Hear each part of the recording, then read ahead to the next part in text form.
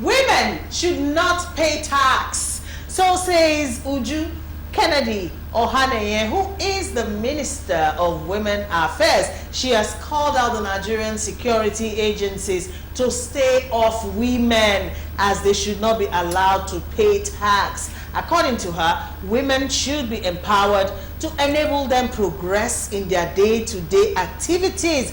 And she further urged the agencies not to disturb women while going about their activities, saying, and I quote, "No woman should be allowed to pay any tax." End of quote. That is the Minister of Women Affairs. Okay. This woman, yes.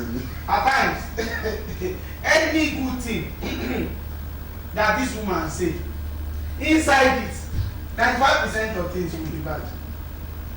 She has a good heart.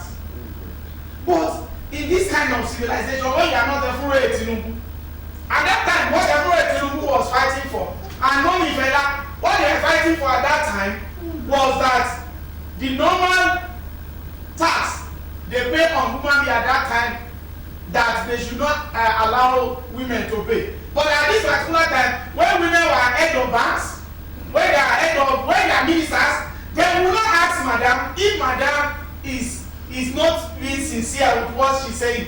Before she qualifies, one of the criteria is that her tax for at least 2 years must be filed, part of what is sent to the Senate. Our personal income tax. Our personal income tax. Yeah, she did talk about that too. And she declared 1 million per annum. Yes. We all know. So, no, she will not say now that women should not pay. The one of empowerment, I love that. Our women need to be more empowered. In terms of their population, in terms of their role in the society, I agree, totally agree with her that the women need to be much more empowered. But now, so based on that part, really, should women pay tax then? Economically, yeah, economically speaking, scientifically, and with the situation we have in Nigeria, if in some states, I just want a direct answer. What I mean should women pay tax? When they were being yes or no? Yes. Our women are not lazy.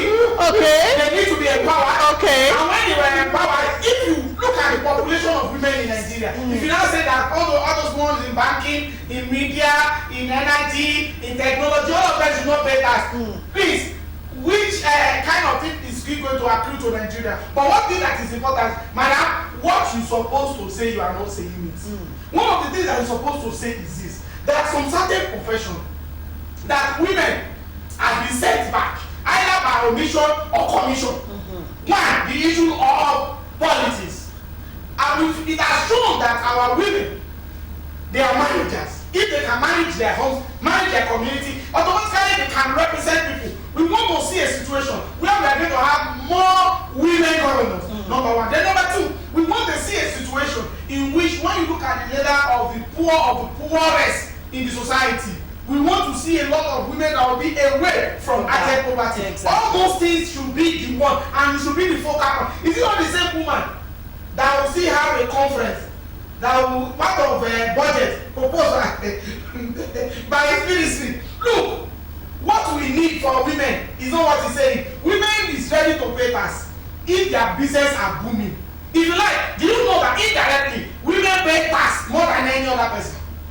Indirectly. Because we do more economic activities than we. All right, Mr. Chokito, as a financial expert and as a lover of women, I know. Should women pay tax in Nigeria? As Nigeria had reached so, should we add tax to the burden of women?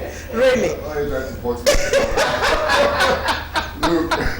let me tell you. First and foremost, I'm not just a lover of women, I'm a feminist. Okay. And as a feminist, good to know. I'm offended by what she has said. As a feminist, I think it's condescending. I think it is, carrying that narrative of the weaker vessel to ridiculous extent. Because let me tell you, my own understanding from my observations as a grown-up adult that have interacted with women and men at different fora, different areas of life, different fields of endeavor. Women are naturally gifted. Managers of resources, of people, they are the best business managers you find around. They are the best political leaders. Check the nations that are doing the best in the world. Statistical fact: women have there is affirmative action. Okay. About representation of gender and representation inclusion. and inclusion. You know, so this woman, you know, in every cabinet we have had jesters. As soon as I saw this thing, I said, this woman again. I might flashback to Dalot, Solomon Dalot, Yes. that beret wearing Minister of Sports, who was just Mount everything. ridiculous. Never had anything positive to contribute to our sport other than to make us laugh as a country. This woman, she should be careful because that's where she's headed. She will not be taken serious by anybody. Seriously. She holds, maybe she doesn't understand the power of her office. There's some things that he talked about. Look, how about, as the Minister of Women Affairs, proposing legislation to the National Assembly about proper representation of women in political offices in this country as a law, to say that by law all political parties, you create a legislation that will compel political parties to throw women up more into all these offices, to ensure that you have more women contesting for governorship, to ensure that you have more women getting presidential party tickets, women of repute, not all these funny people that just show up just because they want to play games, to show that, to have more women in our Senate, House of Reps, House of Assembly, states, even local governments. Then you can find a creative way to make legislation to make this happen, instead of talking about women not paying taxes. I don't even know where she's from. How does it make any sense? It makes no sense, because women are economically active. If you're economically active, pay your tax is a duty and responsibility you have to society, to ensure that even you yourself, you have exactly you have a say in the affairs of society, and then society can be developed for you. Okay. You know, and all that. So it's very unfortunate. I think that President Tinubu needs to begin to look with one corner eye at this woman as one of the people that he needs to get rid of quickly. You know, with all due respect, President you should begin to look at. All right, I get where she's coming from, though. I don't. I do. I think she's looking at, at those caliber of women who you can say are downtrodden, those ones that really need economic empowerment. There are men like that as well.